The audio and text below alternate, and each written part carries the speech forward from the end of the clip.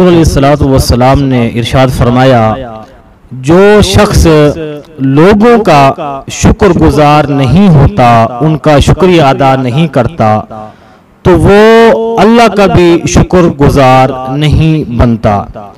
کہ جس انسان نے اس کے اوپر کوئی احسان کیا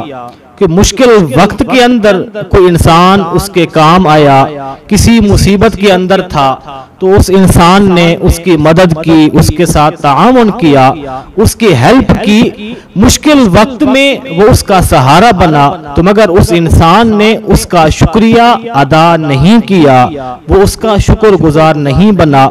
تو وہ اللہ کا بھی شکر گزار نہیں بنتا۔ سامعین محترم، یہ سرکار علیہ الصلوۃ والسلام کا کتنا ہی بڑا پیارا فرمان ہے کہ انسان کو ہمیشہ